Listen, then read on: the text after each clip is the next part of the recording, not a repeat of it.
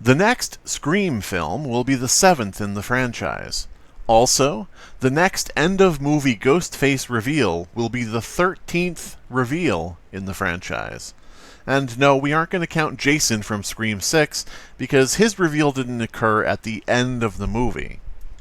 Seriously, I know people love the actor, and fans get touchy if you say Jason wasn't really a Ghostface reveal, but to keep things simple, we're just going to count end-of-movie reveals. Okay? Okay. Now, since we're working with the 7th movie in the franchise, and the 13th Ghostface, with 7 being considered a lucky number and 13 being considered very unlucky, the core premise of this film should be clear. Luck. More specifically, luck in the form of plot armor. Plot armor refers to the idea that an important movie character with an important reason to live cannot be killed, no matter what is thrown at them. Either the character is too important to the franchise, or they're too beloved by the audience, or they're so integral to the end of the film that they need to live just long enough to not ruin the story. A character with enough plot armor can survive pretty much anything. Take, for example, the 4 new main characters presented in Scream 5 and Scream 6. Referred to in-universe as the Core 4, you can pretty much do anything to these characters and they would survive. These people are so full of stab holes that they whistle when they run. To a lesser extent, Sidney, Gale, and Kirby also benefit from plot armor. Even when Gale is very visibly and very clearly killed until dead under any normal circumstances, the writers are sure to throw in multiple lines stating that she might pull through anyway. The plot armor in Scream 5 and 6 was so blatant and so abused that even die-hard fans of those very characters who survived have been calling bullshit. So, to that end, here's how I would make Scream 7.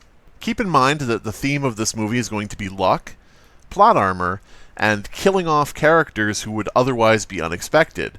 We're going to take that plot armor right away, and we're really going to test the luck of these characters, especially the new ones. The opening kill in this movie focuses on a babysitter who is looking after a couple children.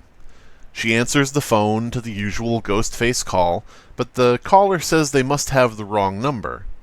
The babysitter says that he has the right number, he must just be calling for her employer. After she says this, Sidney comes down the stairs and takes the phone. That's right, the opening kill takes place in Sidney's family home. At first, the audience would think the babysitter is the opening kill, but then when Sidney appears and the phone is handed to her, the audience would think, oh shit, she's not going to be the first one to die, is she? But, of course, don't worry, she isn't. We haven't started removing the plot armor just yet. She tells the caller that the phone number they dialed is a dummy phone number, one that Sidney purposefully leaked herself on the dark web, so that if anyone called it, she would immediately know that a new Ghostface is coming. Her children are already being taken to a panic room in the basement, and the moment the line was called, police were automatically notified. Eventually, as Sidney prepares to protect her home and her family, we see Ghostface as he runs wildly into the house. As he bursts in, he's immediately shot by Detective Kincaid, Sidney's husband, who has just arrived home after the police were notified of the call. Ghostface is shot directly in the head and immediately killed. When Detective Kincaid takes the mask off of the killer, however, they find that the person in the costume has tape over their mouth and over their eyes. In fact, the knife that the killer was holding is taped into their hand. The person who was just shot is an innocent victim, sent blindly into the house as part of some sick plan. The real Ghostface of this movie, the one who was on the phone and who orchestrated all of this, is still out there. Detective Kincaid looks to Sidney and says, well, looks like we're moving again. So, with the opening kill out of the way, let's catch up with some of the other returning characters. Gale Weathers has written yet another book, but none of the other characters in the film are judging her. You see, after the events of Scream 6, Gale has been wheelchair-bound. She's even had a heart transplant due to damage from surgical complications. Her fortune is all but gone, and in order to continue paying for physical therapy, she has written yet another book on the subject of the latest Ghostface killings. She doesn't really have a choice. We catch up with Gale at a book signing, taking place at a horror convention in Las Vegas. That's right, our movie about luck is taking place in Vegas. Now, throughout this film, whenever a character remarks that Gale can no longer walk, she repeatedly reminds them that she's doing physical therapy and she stands a little longer every day. It's clear that she's proud of her progress and doesn't want to take any shit from people who think she's never going to walk again. FBI agent Kirby Reed has been working to build a covert, off-the-books task force that travels the country, neutralizing costumed killers before they inspire their own franchise. In other words, Kirby is essentially leading an FBI hit squad that travels out to various locations and takes out costumed killers. Sam and Danny are working directly with Kirby now, and Danny works mostly as a driver. He complains about not seeing much action in this position, but Kirby tells him he should be grateful things have been boring for him, because usually people who sit outside, waiting in cars, they're often some of the first people who get killed. This, of course, doesn't make Danny feel any better. I think that adding Sam to Kirby's team, which is essentially a suicide squad that takes out movie slashers, I think it's a great match. She has the killer instinct necessary to do the job, and it solidifies Sam as something other than the standard final girl. She has her own story and her own path. Kirby's group travels in a typical, disguised FBI van, with an ad for a carpet cleaning company on the side. You see, the thing is that when there are murders in a small town, no one is surprised to see a carpet cleaning company arriving to the scene of the crime. You know, they'd be needed there. The company name listed on the side of the van is Fade Out Spot Removal. Now, we give the die-hard reboot fans something they've been asking for. Okay, fine. I don't know, Chad and Tara are dating and they're a couple, alright? There you go, guys. Now, along with Mindy, they've come to Las Vegas to support and watch out for Gale, because as seen in Scream 6, they can't really trust the police to do everything necessary. Tara, Chad, and Mindy know that Gale's latest book signing is the perfect opportunity for some weirdo superfan or a violent hater to strike and possibly attack her. And comedically, Tara even states that, sometimes people, they like to run up and just punch Gale in the face. Which is, of course something that Tara did, in a past film. So they're always kind of around, checking out passers-by and taking guesses at who might cause a problem. Essentially, Gale is in a bad position, and the group are watching out for her. Everyone comes together when Kirby, Sam, and Danny arrive to deliver information on the attack at Sydney's house. They express to Gale, Tara, Chad, and Mindy that the fake Ghostface was identified as a Las Vegas resident. He was a performer for hire, and what he was hired for was a business party that didn't exist.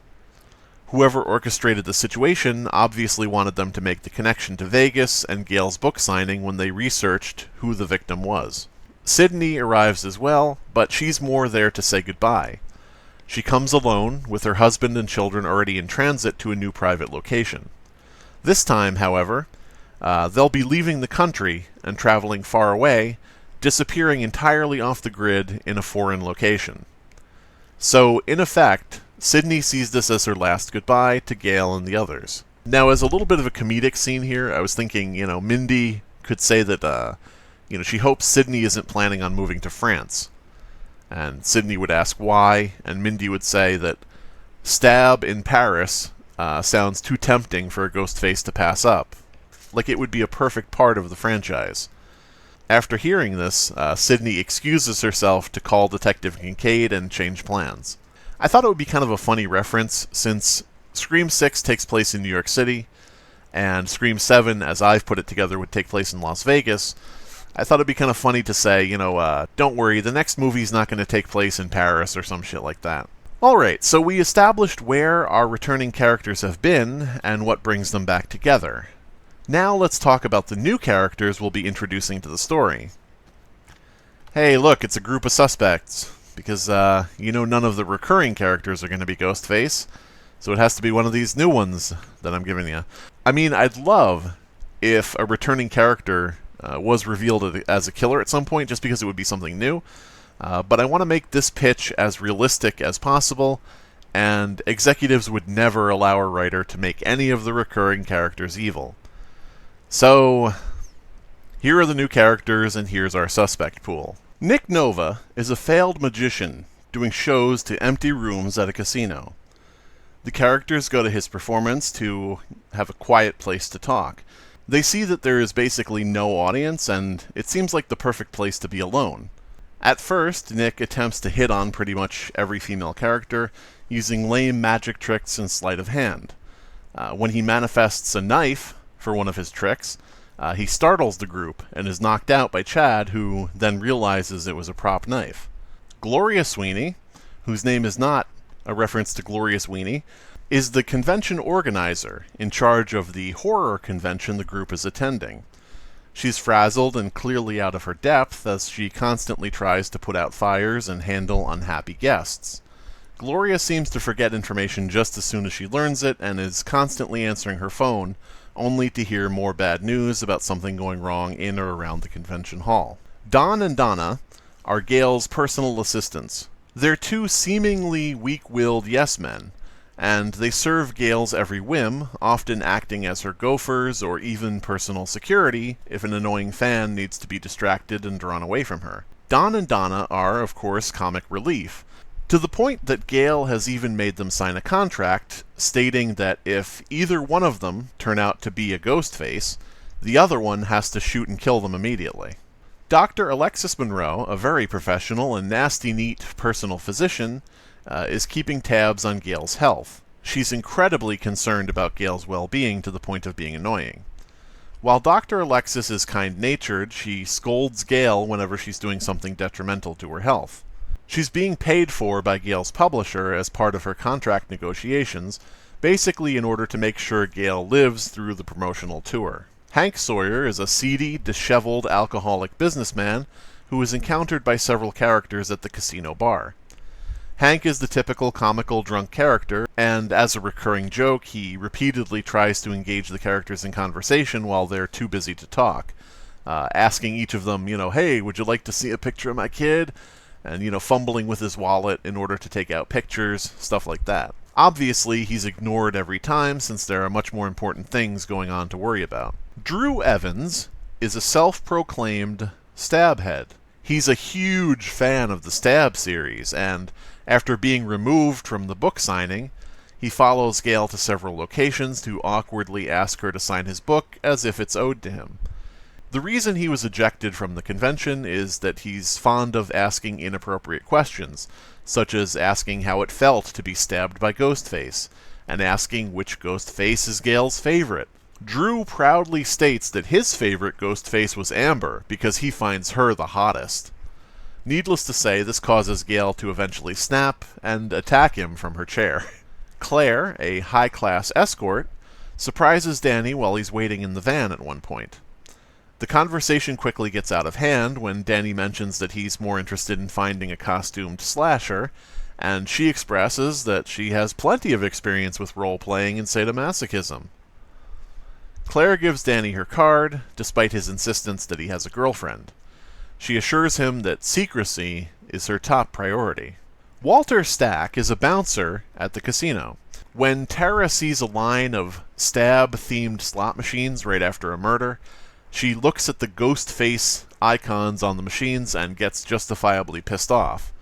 And she ends up smashing one with a stool, which ejects coins onto the floor. Walter removes Tara and the group from the casino, and while he at first comes on strong given the damaged property, he then expresses that he recognizes them from the news and knows what happened to them, but no matter what they've been through, they have to get the fuck out of the casino. These characters would show up a couple times each, just to establish red herrings or give clues to the real killer. Throughout the film, there would be plenty of references to luck. I want someone's face smashed through a broken mirror. I want a black cat jump-scaring someone. I want Ghostface attacking a victim who, in looking around their surroundings, can only find an umbrella to fight back with. None of it would be too heavy-handed or focused on, but I want those little touches, luck or bad luck, I want those to be in there throughout the movie. Also, I want returning characters to die. Now, you can take your pick here, but I want at least 3 of these fuckers gone. I'll leave it up to the comments to pick which 3 you'd like to see go, because if I say 3 names in this video, no matter which 3 names they are, half of you will stop watching. Let's just note that Gail and Sydney will still be alive for the final scene. As much as I think that Gail probably should have been killed off in Scream 6. The killings in this movie would take place in a variety of interesting Vegas locations. The convention hall, the casino, a lavish Vegas hotel, the seedy underbelly and alleyways. There's a lot to work with, and I want to use it all. The higher the body count, the better. Now, I won't go into too much more detail about the movie that I would put together, or this video would be as long as a feature film, so let's cut straight to the Ghostface reveal. The convention hall is empty. The horror convention has been canceled due to the murders. It's the perfect setting for a final conflict. Now, you know how this always goes. At the end of the film, when everything seems lost, our surviving cast members, whoever they are, find themselves face to mask with Ghostface. The killer removes their mask to reveal the 13th Ghostface, Hank Sawyer, the drunk businessman. He puts on a drunk routine for a moment before letting it drop, showing that he was never actually drunk at all. Still friendly and smiling, he takes out his wallet from beneath the Ghostface cloak. One more time, he asks, "You want to see a picture of my kid?" Hank proudly, yet a bit sadly, shows off a photo of a young boy. The kid is about 12 to 15 years old, and is dressed in a Ghostface Halloween costume, but without the mask on.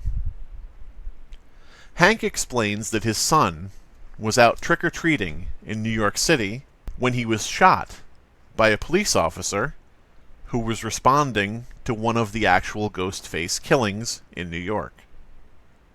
That's right, we're referencing the last film. In a brief second of mistaken identity, the officer didn't realize the costumed figure was a child and fired. Hank himself was close by, close enough to see his son get shot, and close enough to hold him in his arms as he died. The group of survivors express that that's terrible, that it's nothing that they would have ever wanted to have happen. But they then ask why Hank is targeting them. They're just victims like his son. At that point, Hank's co-conspirator, the second Ghostface, steps into the room. Dr. Alexis Monroe, Gail's personal physician, who, like many medical professionals, kept her own last name. For the first time in any Scream property, our 2 Ghostface characters are husband and wife. Alexis, with tears in her eyes, expresses that she was working in the emergency room that night when her own son was brought in and died. Dr. Alexis explains that she and Hank wanted to make sure their son's life wasn't wasted, that they signed papers to donate his organs. Imagine their horror when they found out that their son's heart was given to Gale Weathers. Gale Weathers, the very person who, in Alexis and Hank's estimation, caused the Stab movies to exist. She caused the costumes to become popular. She caused their child to be accidentally shot. So not only have they brought together all of the surviving cast members of the franchise in order to finally put an end to the Stab movies by ensuring that there is no surviving character to carry on the films, but also they're here to collect that heart. Alexis expresses that she's going to use her surgical skill to kill Gale, but in such a way that her heart can be preserved for a much more deserving recipient. Hearing this, Gale realizes that the duo actually cannot kill her unless it's done carefully and preserves the heart. In other words, Gale has just been given the ultimate plot armor by the killers.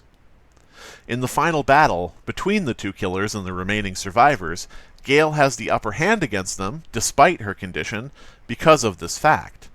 They can't harm her heart. Cue the epic battle scene. Cue multiple fights to the death. I mean, I want a recurring character to die in the final battle. Let's do it. Come on. As for the killers, Hank is killed when he grapples with one of the survivors, and though Sidney's gun has, of course, been once again knocked away, Sidney nonetheless manages to strangle Hank with the lanyard of a convention badge while he's grappling with the other survivor. During the chaos, Dr. Alexis pursues Gale to the adjacent high-rise hotel, and their conflict ends in Gale's penthouse suite. Gale threatens to jump, essentially holding herself hostage due to having the heart Dr. Alexis wants. As Gale sits teetering in a shattered window, her wheelchair slightly over the edge, Dr. Alexis drops her weapon and rushes to grab the chair. Outside, down on the street below, we see a line of parked cars. First, we see the wheelchair smashing to the pavement. Then, we watch as Dr. Alexis lands on one of the cars with a crunch. From a panning overhead shot, we can see that she is definitely dead. However, Gale is nowhere to be seen. Back in the hotel room high above, Gale leans against the window frame, once again stating that phrase from the beginning of this pitch. I stand a little longer every day. Finally, Gale falls backward into the room, as we see Sidney is already there to catch her. At the bottom floor of the hotel, we see Hank, wheezing and unsteady, trying to catch his breath and holding his throat, as he falls into an elevator. He presses the button for Gale's floor, and we watch Hank, half dressed as Ghostface, taking a comedically long elevator ride as elevator music plays. As soon as the elevator doors slide open, we see Sidney and Gale on the other side, and Sidney immediately shoots him in the head. The doors close again. We end the movie on the remaining survivors as they part ways. Sidney is moving out of the country and disappearing completely. Gale still has a long road of recovery ahead of her. Whoever's left of Kirby's team are going back to hunting killers. They're likely never going to see each other again, and after this, there's a certain sadness in that, even though they've been through hell. However, one of them mentions an interesting fact. This isn't the end of their franchise. It's just the beginning of their shared cinematic universe.